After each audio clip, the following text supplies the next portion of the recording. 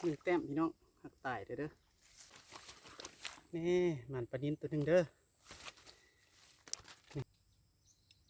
สบายดีเด้อพี่น้องเด้อ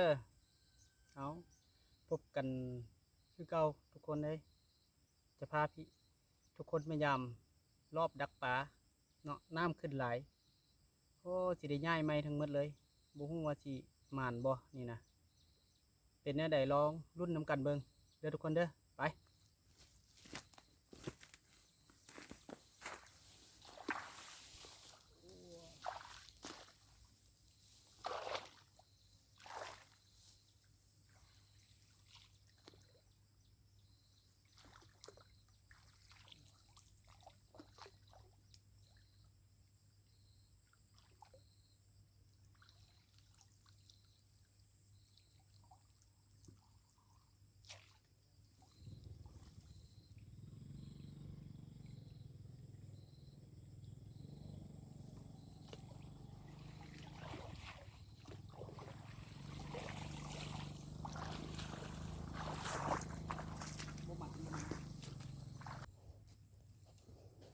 ใส่บอลนี่มันนี่นะ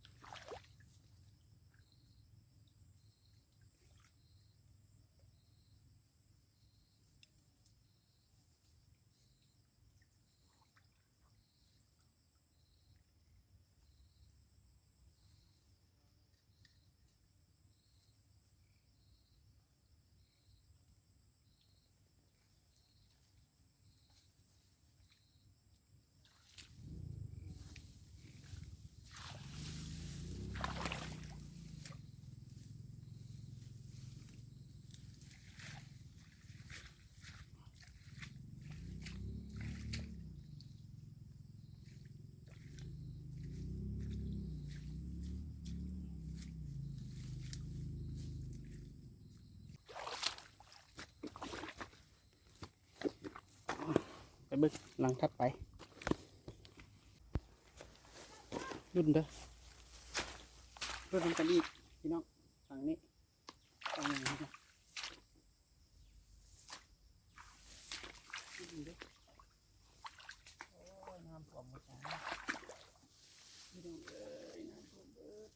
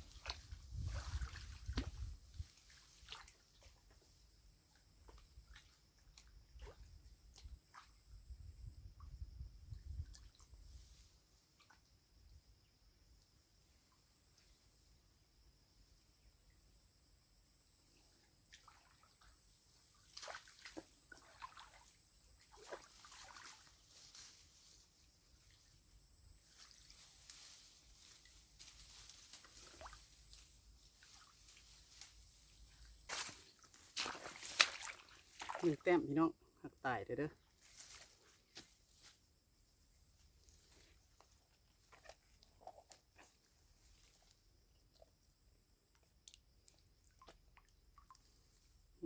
1 แต้มตายครับ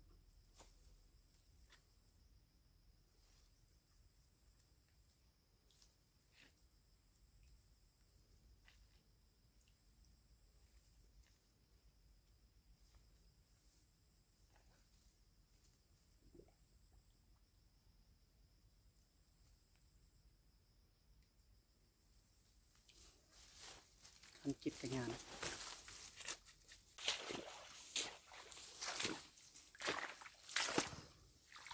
1 แต้มพี่น้องนี่1 แต้มบ่ใหญ่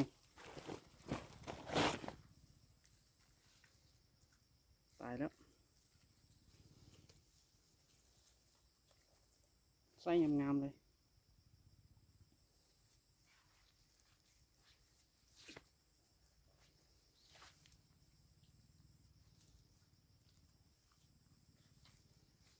หลังนี้ปลาบุกเข้า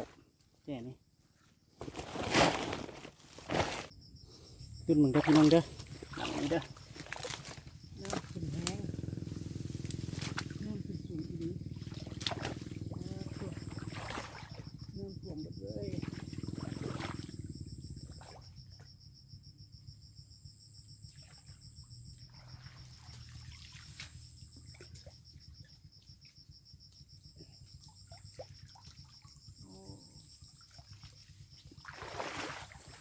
1 แต้มปลาตองพี่น้อง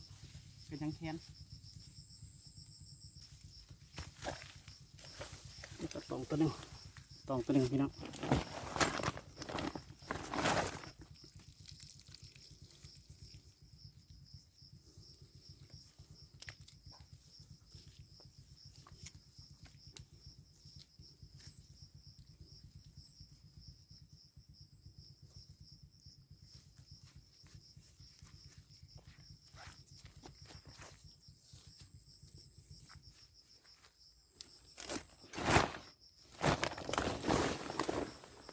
รุ่นมึง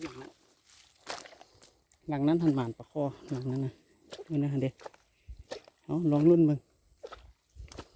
เป็นยังไงเมื่อนี้สิหมานหรือเปล่ารุ่นเลยน้องเด้อปลาคอหมานบ่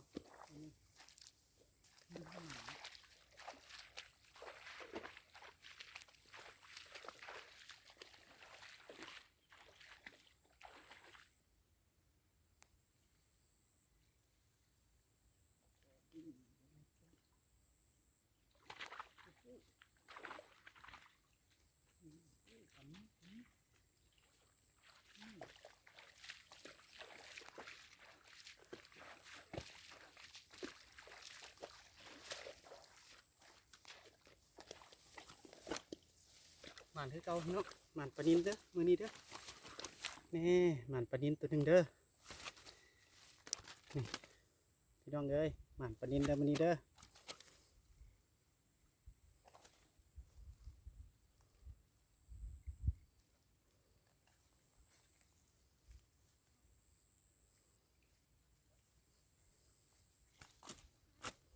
โอ้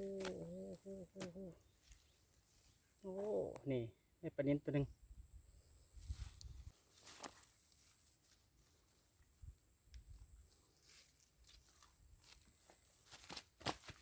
โอ้โหปลานินธรรมชาติพี่น้องปลานินธรรมชาติ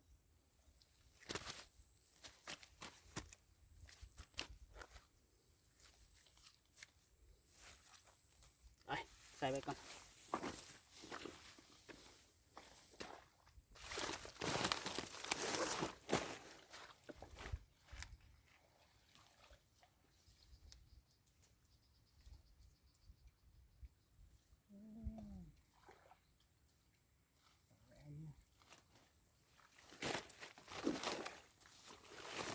ไปแล้วพี่น้องเอ้ยเด้น้ำท่วม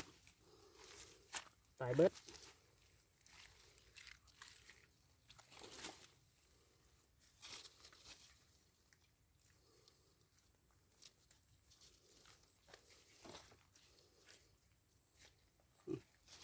น้ำท่วมอีกแล้วไส้มีแต่ไส้งาม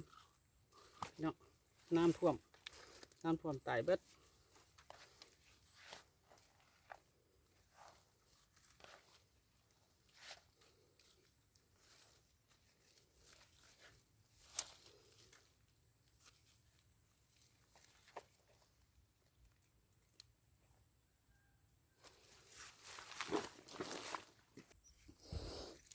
ทางนี้ก็ได้นะล้อมึงยกมือนี่สมัยวะดีแล้ว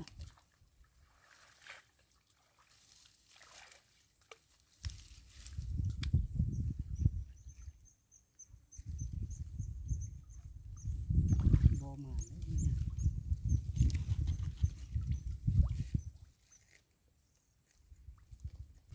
เนาะสำเร็จเด้อพี่น้องเด้อเนาะการยามรอบยิงดักปลาของเฮามื้อนี้สำเร็จแล้วพอได้อยู่ได้กินพี่น้องนี่ถึกอยู่ก็พอได้อยู่ได้กินกับพอได้หลายเนาะนี่ปลาคอได้ปลานิ่นแน่เอามีแต่ว่าเป็นแนวใดกะฝากพี่ฝากน้องกดติดตามกดซับสไครต์เนาะแล้วก็ช่วยเป็นกำลังใจให้